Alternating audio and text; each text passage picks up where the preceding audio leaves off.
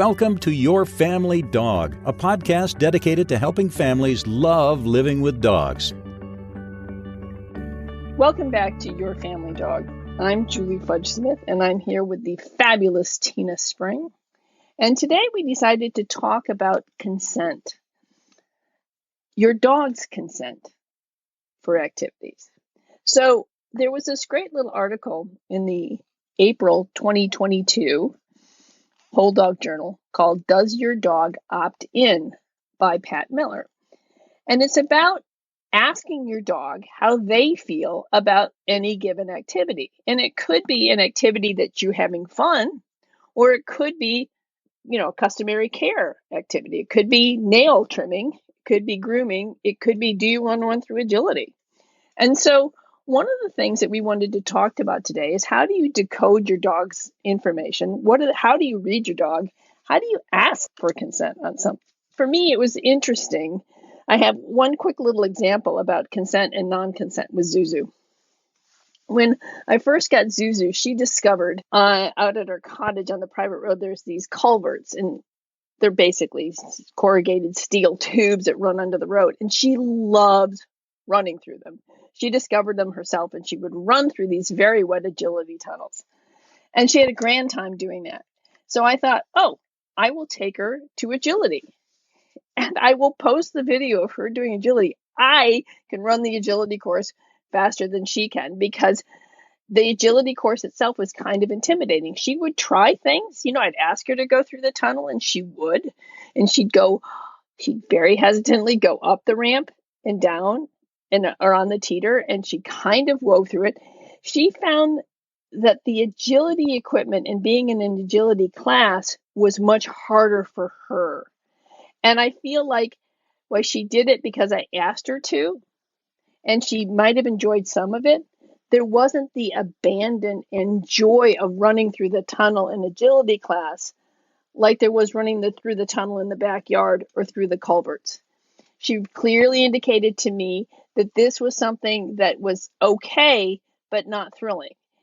So we took, I think, one, maybe two classes of agility because we tried a couple different equipment. I thought she tried a couple different pieces of equipment. She might enjoy it. And then I was like, no, we're not going to do this again because it's not something that she's consenting to and saying, I'm having a really good time. It's more like, okay, Mom, I'll go to class with you because I get treats. And I will go through the tunnel, but it's not something she really consented to. But whereas the culverts, she loved because she chose to do that. And so I think it's interesting. You can ask your dog, do you want to do something? And then you kind of have to listen to what they're saying to you. So one of the things that's on here is a consent test. She gives you signs that your dog likes petting, signs that your dog doesn't like petting. There's a consent test for petting. And then she also gives you a 5-step approach to how to ask for consent. Now, I know this is a really important thing for you, Tina. I know that you do this a lot with your dogs. And so I wanted to get your opinion on how important is it to ask your dog to opt in? And how do you know when your dog has said yes? Well, I think to be fair, our dogs always have the option to say no and will say no, whether we think they should be allowed to do that or not, right? When we look at bite statistics and where conflict occurs, I think those dogs are pretty clearly saying no, thank you, and are saying it awfully loudly. Yes, absolutely. And I'm what's called a crossover trainer. So I was raised in dog obedience at a time when operant conditioning wasn't really the typical way that one trained a dog, right? There was a lot of punishing dogs for getting it wrong and removing punishment when dogs got it right. And I don't think by any stretch of the imagination, this will probably make some people angry. I don't think that all of those methods are abusive. They're not. Lots and lots of dogs learned perfectly well that way, but surely we can do it in a kinder, gentler way. So what I would say is I was raised in a household where the dogs were expected to do what we told them to do, the same way that kids were expected to do what you were told to do. And there wasn't a lot of consideration for how the dog might feel about it.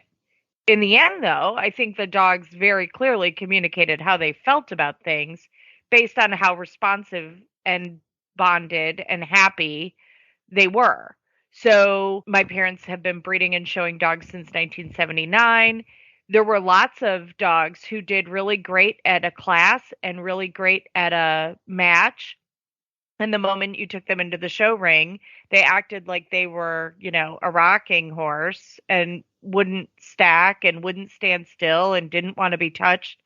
And I would assume that that was a dog saying, I'm overwhelmed and I'm uncomfortable in this situation.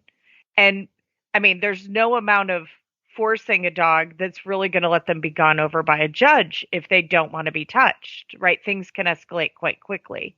So I think there are a lot of us who struggle a little bit. I know I did in the beginning with thanking a dog as much for a no thank you as I do for a yes, please. It can be something I think is difficult for families to grapple with, especially if like you're not eyeballs deep into all of the dog trainer stuff. Like you're just a typical person who's trying to make it through your day. Right.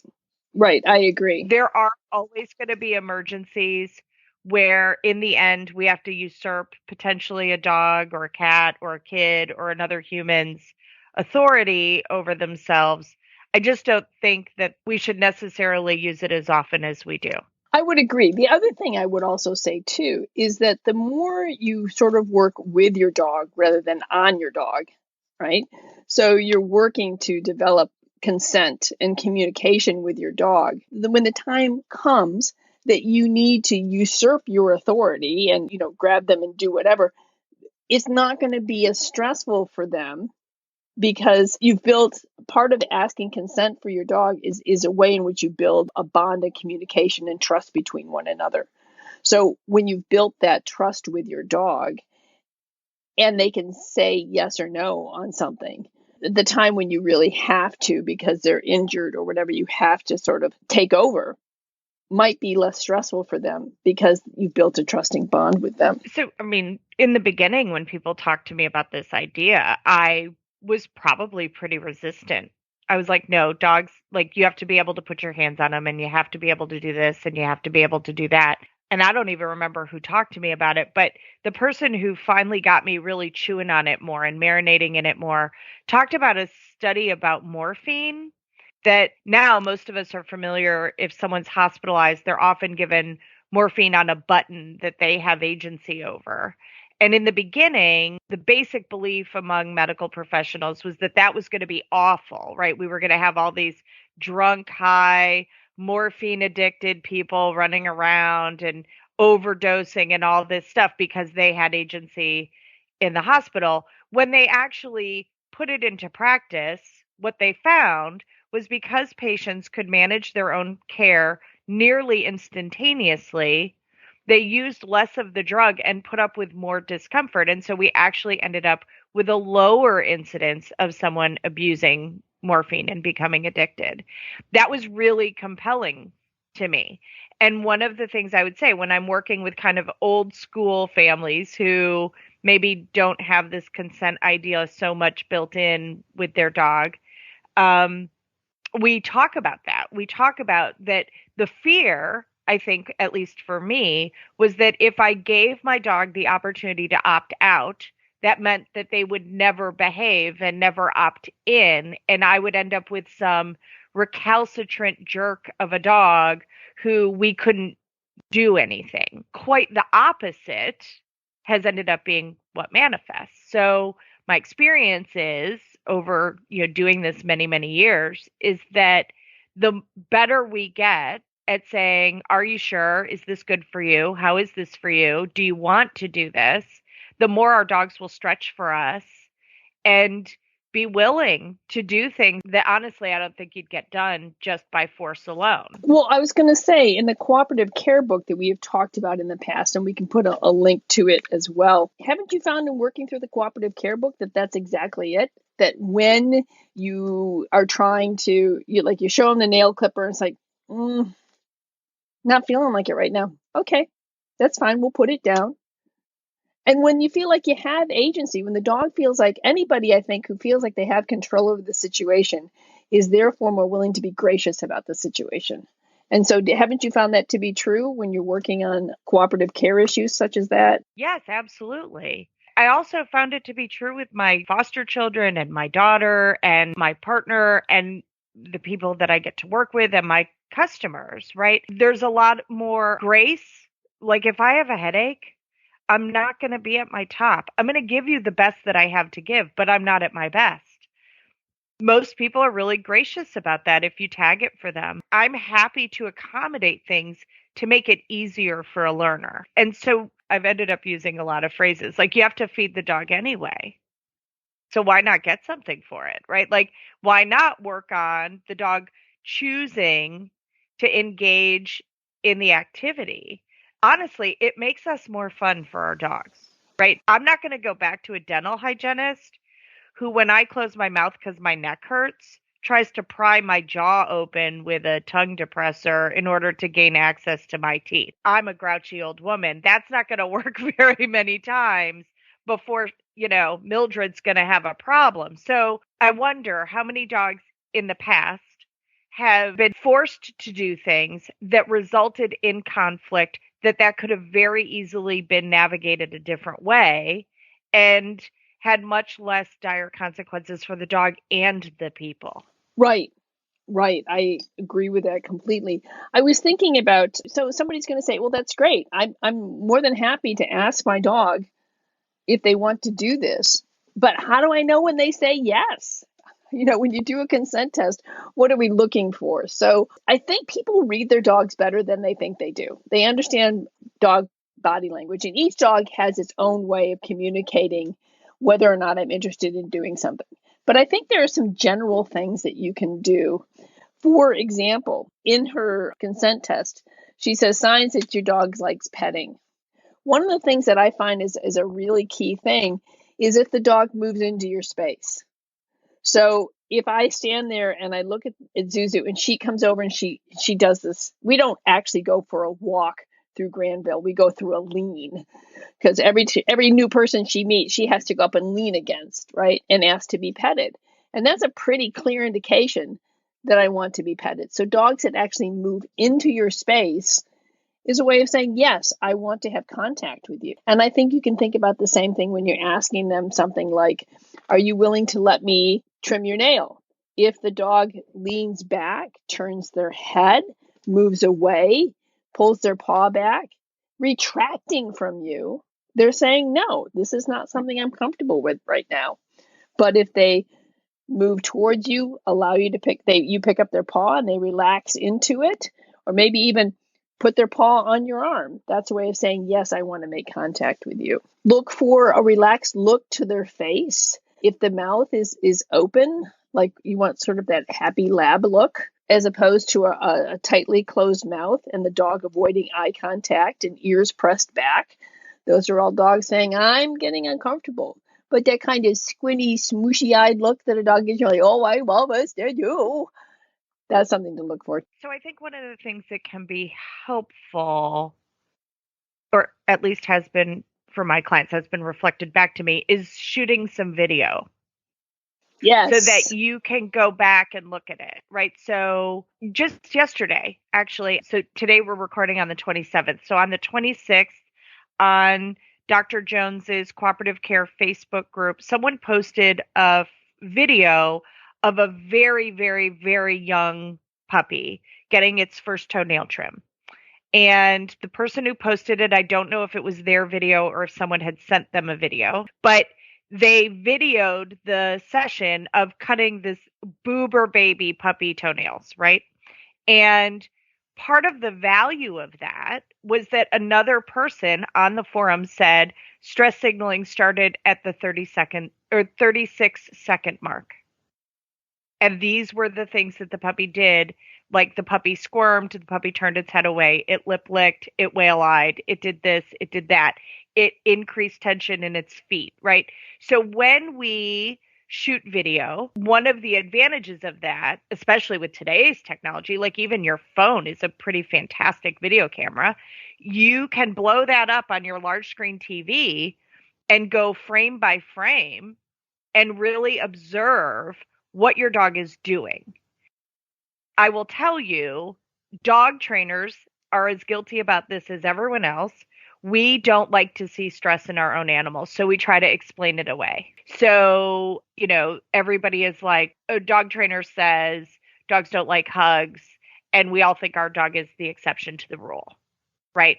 So I'm like, okay, we'll have a grown up in the household, give your dog a hug, and video your dog's face.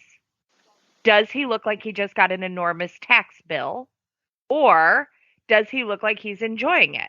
Like empirically. And honestly, this is really great work for kiddos anyway. There's been a bunch of research about that with the advent of so much screen time, children, humans seem to be losing the inability of reading body language and facial features and what those faces are saying to them in nonverbal communication.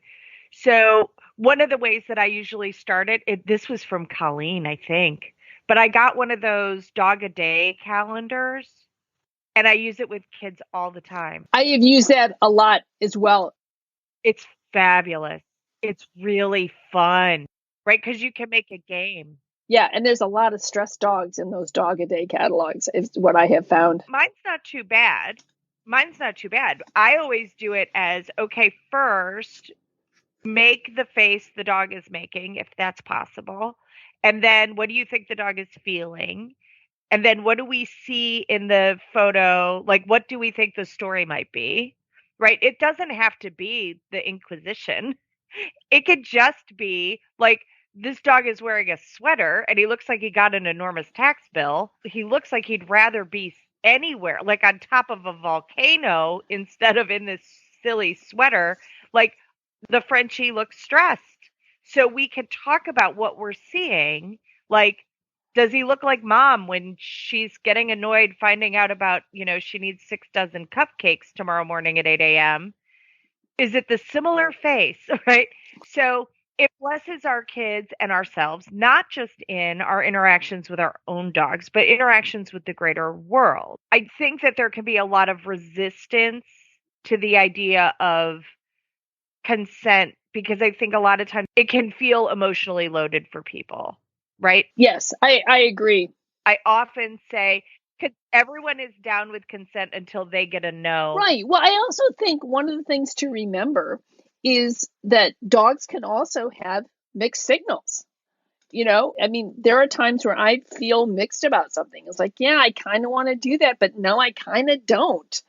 And I think it's important to remember with our dogs that we may not always get completely clear yeses and completely clear nos. That's why I think it's really important to watch your dog, and have an understanding of what your dog, when you know your dog is really happy and having a good time, what does that look like? What are the facial expressions? What's the body language? How is he moving? How is he interacting with you and with others? And when you know he really doesn't want to do something, take note of that, because there's going to be times when it's in between. And I think it's important to remember that if the dog is in between, like, okay, I'm kind of wiggling because I'm happy, but my mouth is closed and I'm lip licking and I'm not looking you in the eye, you're giving me some mixed signals. And I think one of the things to remember about consent is most of the things we are asking our dogs to do are not things that require immediate consent. And so if you're working with your dog and you're getting some mixed signals, slow things down a little bit. If you're asking him to do something like nails, or you're asking him to, I don't know, put a sweater on or whatever, just slow things down and take a break. Watch him, let him calm down, ask him again. Because if you give him some room to breathe, he might well say yes. Or he might clarify things and say no, and that would be okay too. But consent's about all sorts of things. It's, do you want a cookie? Would you like to go outside? Do you want to go for a walk? Do you want to get on the bed? We ask our dogs questions all day long, right? The same way that we ask one another all day long. So it's not as big a deal, I think, as people think it is. Consent isn't just about, can I do a blood draw? Right. Right. Consent for me is just checking in with my dog to say, how is this for you? And then responding appropriately to that. So this is the example I use for Christopher and I, right? Christopher is a jazz percussionist. I don't really enjoy drunk people, chaos, or loud noise. So Mardi Gras sounds absolutely lovely to him. It sounds great. To me, that just sounds awful. So there's a couple of choices. One, me thinking it's awful doesn't mean he shouldn't be allowed to go. He could go with someone who would enjoy the experience and add amazing things to that. Or he could condition me. He could take me to New Orleans a whole bunch of times and, I don't know, take me on a ghost tour, take me on cemetery tours, or find something about that experience, that environment that I love, and use that to bridge the gap so that I'm willing to put up with something that maybe is not totally like take me to go see Galactic. I'm going to be all over that because I love that band. I fell in love with them separate from the city, but to see them in New Orleans would be amazing. So that's the same kind of thing. We do this navigation and negotiation all day long with one another. Our dogs do it too. If you talk to your dog and they turn and walk down the hallway and go lay under the bed, that was a pretty clear no. Yes, absolutely. Absolutely. It's kind of like I said, with Zuzu and the agility stuff. When we were doing it at home and I laid out a ladder for her to walk through, she really had a good time. She'd kind of run out and run over to the ladder, like, are we going to do this? And when my weave poles were toilet plungers. I bought a bunch of cheap toilet plungers and lined them up in the hallway. And she had a grand time running through those. She didn't really like doing it in class. And so it was really interesting to me because remember, consent, it's not just about a thing. It can also be about, a place and a time. She loves running through the agility tunnel in the backyard, not the agility tunnels as much in class.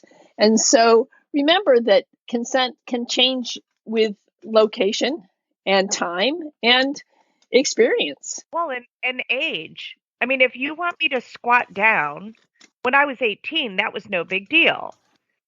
At 52, I'll do it once, but somebody's going to have to come help me get up. So part of it is our dogs aren't static either. And to be clear, I will say this. So one of the ways that I knew that Marco was very ill was that he asked to get on the bed. And when I said, okay, come on up, he said, I can't. It hurts. Because I'm careful about reading what my dog is saying, I knew that he needed medical care immediately. It's funny because just after that, Brad and I had been on spring break and we came back and Zuzu normally jumps on the bed when I go to bed, but she was struggling to jump on the bed. And I'm like, that's odd.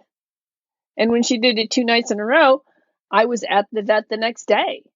And it turns out that, and because she's a flat-coated retriever and they prone towards histiocytic sarcoma and it comes in their joints, I was like, I'm not messing with this. I'm not taking any chances. Well, it just turned out that she actually had a bit of a displaced disc in her back and we got her on some steroids and I now have a stool by the bed. Or a footstool. So she jumps on the footstool and then on the bed. But yeah, it's knowing what your dog normally says yes to and then stop saying yes to can be an indication that something is wrong. So it's kind of funny that Marco and Zuzu had very similar sort of things. And, we were able to respond to them quickly. So that's an important part of consent too, is knowing that, yes, I usually say yes to this and now I'm saying no. That might raise a red flag for you as well. Amen. It's kind of like knowing when your kid's sick or when your kid's heart's sick. Yeah. Or, I don't know, this morning. So I woke up in the middle of the night because there's an issue with the house that's been niggling away at me. And I'm like, okay, if my anxiety about this is so high that I'm not sleeping, like that's silly. I need to talk to Christopher about it. So this morning we get up and I'm like, hey, so how about a weird conversation first thing in the morning? I got this going on, right? So it was a weird first thing in the morning conversation. Nonetheless, it's been weighing on me. And that's evidenced by the fact that I'm waking up in the middle of the night with it. Like that's pretty significant levels of anxiety for me. So one, giving it to him, communicating it lowers my anxiety. It also doesn't let it all continue to go on without talking about it. It's something we probably should have talked about 5 years ago. And I'm not mad at Christopher, but if I continue to lose sleep over it and to be stressing about it, I potentially could start building a case that like Christopher's ignoring this thing and he just doesn't care, and we can go into like some silly, ridiculous rabbit hole. So I think it's the same thing with the dog. I have seen lots of people, not lots, I've seen people over time say a dog is stubborn when a dog pretty obviously has pain. And when we run that down, we find out the dog has pain and then the people have grief because they didn't know their dog was in pain, right? Or calling a dog stubborn that the dog can't hear you. For goodness sakes, of course he's not coming when called, right? Or his vision's changed. So I think for me, this consent piece is an awful lot about being a better partner, not just to my dog, but to the greater world around me. Now, the guy cut me off in traffic. I'm going to say a little blessing for him and let him go on his way. But I don't want that to ruin my day either. Jen Schrack has a little quick line that is invites decrease bites. And I wrestle with that a little bit. And I love me some Jen Schrack. But this isn't about bites. It isn't about bites. It's about like we can love them better. We can teach them to love us better, right? If we don't listen until they're giving us really huge signals, man, we're missing the magic. Right. And then they're going to keep going to the really huge signals. They're going to keep going to the growling and the biting and the air snapping because they feel as if they can't communicate to us in any other way. And I don't want my dog to feel like I have to go to the big guns every time I'm trying to tell her something. So I think that honing your communication with your dog will also help to keep things on a much more copacetic level. The other thing I find too is that when I have learned to accept when the dog says no, then the dog is a little bit better about when I say no. Like my granddaughter, Sophia, is here with me this week, and she and I took the dogs over to a nearby preserve, and they ran in the mud and the creek, and they had a glorious time, and they came back and they were very wet, so they were outside for a little while, and then I put them in crates and let them have Kongs. And then she and I were sitting in our library reading, and they wanted to get on the couch with me, and I thought they were still too wet, so I said no, and they went, okay, fine, we'll lay down on the towels, Mom. But if you are willing to let them say yes and no, I find that they're more cooperative when I say no. And that's really nice on my part. Yes. And we're not saying not to give them guidance. Right. Absolutely. We're not saying not to prepare them for the world, right? But I think most little girls, I'm going to assume that most of the people listening are women. So I'm going to make that assumption. It may be completely wrong. And maybe this happens to sweet baby boys too. I just am a girl and I know that it happened to me. I remember vividly being told that it didn't hurt when someone was combing or brushing out my hair. And frankly, it wasn't their scalp. They weren't the best person to assess whether or not what they were doing was comfortable or uncomfortable. I am not, generally speaking, a dramatic individual who walks around being a delicate flower going ouch, ouch, ouch about everything. Actually, I have a pretty decent pain threshold. So I can remember being dismissed when I said, like, hey, that hurts. And being told, like, basically, suck it up, buttercup. Like, we're doing this.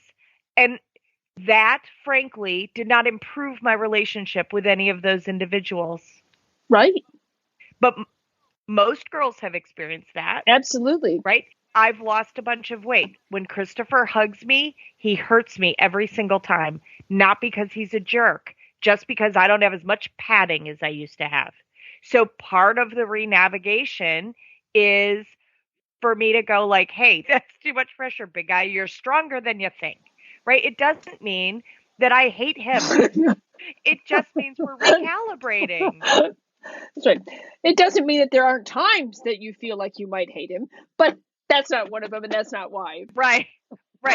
And we're joking, Yes. of course. Like, I mean, we all have times in all relationships, heck, most of them I have with myself, that I'm like, I'm a jerk and I should stop talking to me. So, yes, this consent idea, it's not as foreign as it may seem at the front end. The reality is your dog comes when called or not. That's consent, right? You ask your dog to sit, even if you're physically forcing them into the position, which I would encourage you to rethink. How much would you enjoy it if I folded you up and put you in a sit? That's pretty spectacularly rude. But even if you're going to do it that way, in the end, your dog has the ability, even an itty bitty dog, to not do that. If they are really serious about not wanting to do it, they're not going to do it. Right. And I think that's when people say, oh, he has selective hearing, or he has, my dog is stubborn or whatever. He's a bad dog. He's a stubborn dog. Well, I think that one of the things that we're also saying too is that if you start building in communication and cooperation with your dog, the other thing you can add into this is make it worth their while to consent. Clumbers are notorious for not coming. And actually, for a clumber, this is all has to be predicated for a clubber, Clementine has a very good recall. And the reason for that is because Clementine gets rewarded really, really well every time she comes. Yes. So in the end, it goes back to the Mardi Gras example. Right. How badly does he want me to go? And it's totally fine for Christopher to go, you know what? I'm just taking my kiddo. She'll love it. Right. And they'll have a great time. And I'm not going to resent that. Right. If I do, well, then I have some work to do on me. I might need to set aside some of my discomfort in order to be included in something I want to be included on. Right. So it's navigating relationship and connection and connectedness. And it's more like a dance. And it's a dance that hopefully what becomes familiar and comfortable is a dance that works for all of us, not just for one member of the couple or of the family. So there's a little bit of, I'm often saying to people, if you wouldn't do it to a toddler, don't do it to your dog, right? I would not fold up a toddler and put them in a chair unless there was an absolute emergency that I had no choice other than to completely usurp that child's authority. And I would be apologizing and making it up to them as soon as it was safe to do so, right? I have absolutely said to a child, do it now and don't argue with me because it was an emergency. But as soon as the crisis is over, I'm like, oh my goodness, I'm so sorry. I'm going to fix that. So, for example, Marco was just terribly ill. He was hospitalized.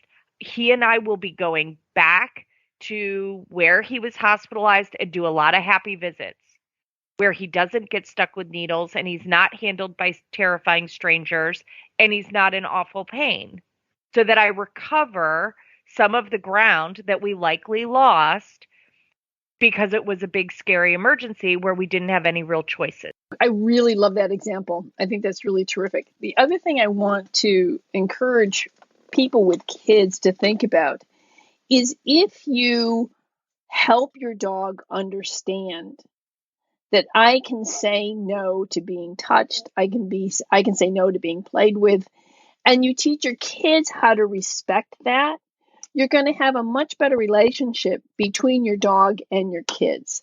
I think consent becomes really important because, especially if you have an older dog who may or may not want to play as long as the kids want to play. And I think teaching kids how to recognize when the dog is saying, I'm done, or no, I don't want to do this right now, will really help to keep the relationship between the two of them much smoother and much happier.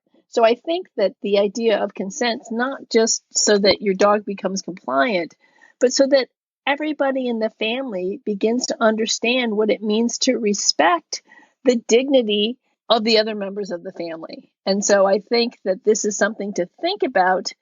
And you might find that as kids begin to understand consent with the dog, they might actually be willing to extend consent to their brothers and sisters as well. And so I think that this can be something that's bigger than just helping your dog feel comfortable. I think this can be a really tremendous life lesson for us and for our kids, as well as a way to manage our dogs in a more effective manner. Right. So it's just, this article is fantastic. I love that this idea, I often talk about it as agency, right? Being able Yes. to say, my dog's ability to say no, thank you has, in my experience, resulted in far more yes, please. Much more tolerance for things that they're uncomfortable with. They're willing to tolerate it more because they know that they don't have to struggle or argue or fight with me or say mean things in order to be let out of the situation. So what I'm getting is the exact opposite of what I feared would happen. I get dogs who opt in way more often and with less resistance to opting in because they know that at any moment they can say, I'm out, and that they're not going to have a negative consequence over that. So, it's things like, would you like to read a book and go to the pool? Or would you like to go for a walk and get ice cream later? There's not a downside to either one. One is, would you like to play in the pool and get your exercise swimming? The other one is, would you like to get your exercise by going for a hike? We're going to get the exercise done either way. So I'm going to cut Marco's toenails either way. Either it's going to be with a nail board, which he thinks is hysterical, or I'm going to take the time and let him consent one by one to each nail, and that's going to take longer. Either way, the toenails are getting cut, right? And he's not having to escalate, and the husbandry's done. So I don't think this is any different than the dog has to sit before they get to go out of the door, or the dog has to make eye contact before they get out of the car. That's consent too. It's formalizing it a little bit. Right. Well, I was just thinking, I looked over my desk and there's a note I had written to one of my daughters. And anyway, I made a copy of it. And what I put at the top of it was that I think that the essence of our existence is to be recognized. And that God says to us that he sees and knows us just as he sees and knows all of creation, including the tiny sparrow. And I think that's part of what this boils down to. I think the essence of our dog's existence is they want to be recognized too. I think all of us want to be recognized for who we are. And part of that recognition of who we are is our ability to say yes or no. To have, as you said, agency, to be able to opt in is part of that core of our being that says, you are seeing me for who I am. And that's what everybody wants. Well, and I think it's kind of arrogant to assume our dogs don't. Yeah, I think you're right. Or our kids don't. Right. One of the things that always amazes me when I hold an infant is how strong they are, that they're tiny little bundles of muscle.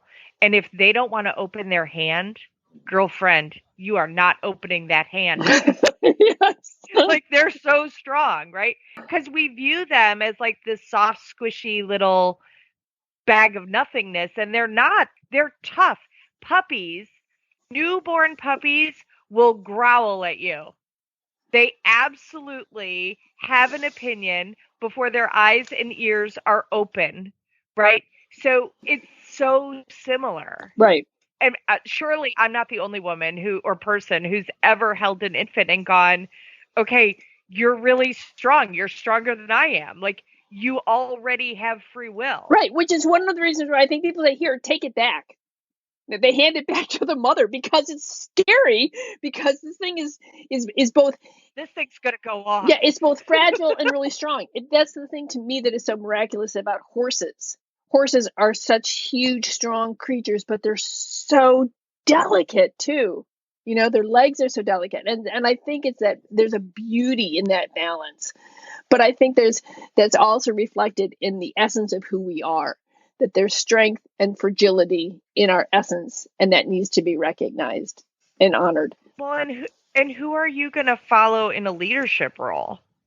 Someone who's trying to boss you around all the time and ignores when you're uncomfortable and when you're hurt and whatever, or the person who knows you pretty well and doesn't ask you to work significantly outside of your gifting. Like my dogs are all, hopefully, are always moving in a trajectory of even better. Yes. Right? Our relationship is even better. I set my sights on a relationship that the only way I'd be okay with our parting is if I went first. That is my goal for what a treasure my animals are with me. That is my goal with Christopher. That is my goal with my daughter. That is the goal with Christopher's children. To me, that is a laudable goal. And it means I don't get to usurp their authority terribly often. Right. Okay. So I think that what we're looking at here is something that is both practical as well as philosophical. That there's an emotional aspect, there's a practical aspect, and there's, a moral or philosophical aspect to the whole thing here. But it's basically boils down to agency and respect. And if you want a practical way of figuring this out and how to learn about your dog's body language, we've got lots of information on dog's body language, and we certainly give you links to that. And we'll give you links to this article, Does Your Dog Opt In by Pat Miller. Nice little test. She gives you some good information on how to do it. And just give some thought to the idea that, cooperation and trust will help you build that relationship that you are really looking for in your dog. That's going to be one that is going to be fulfilling on both sides. And sweeten the deal. Don't start with toenails. That's right. Don't start with toenails. Right? Even your OBGYN knows not to start with the grand finale. That's true. They start with, hi, how are you today? And taking your temperature and your blood pressure, right? They don't start with the big show. I had someone recently go, well, I tried to take this consent thing to heart for you, and my dog will never opt in for toenails. And I was like, well, not if you pick at a scab, right? Not if they have 3 seconds to consent and that's it. Like, for goodness sakes, blow in her ear, right? Like, teach your dog consent and agency in other forms and then walk it into the things that are perhaps a dicier subject, right? I wasn't asking Christopher this morning to tell me exactly when and how expensive it would be to do the repair we need to do. It was an opening conversation of expectations and whether it was in his gifting or not and what he thought about it. Like, are we going to have to hire it out? Can he do it? Can we do it? Would it be a fun thing to do together? What does he think about all that, right? It was just the beginning of a conversation. So start a conversation with your dog by asking them, would you like me to touch you? And if your dog goes, not right now, go, okay, I'll ask again later. Play hard to get. That's right. So start with petting. That's probably a good one. Start with petting. And then work towards toenails. But I wouldn't go petting right to toenail. But you're right. Start with the hello, how are you? So anyway, so we hope that this has given you some food for thought and some things to mull over on how you can improve the relationship that you have with your dog. And we'll see you all next time on Your Family Dog. Thanks for listening to Your Family Dog. Got questions? Interesting ideas? Visit www.yourfamilydogpodcast.com to share your thoughts.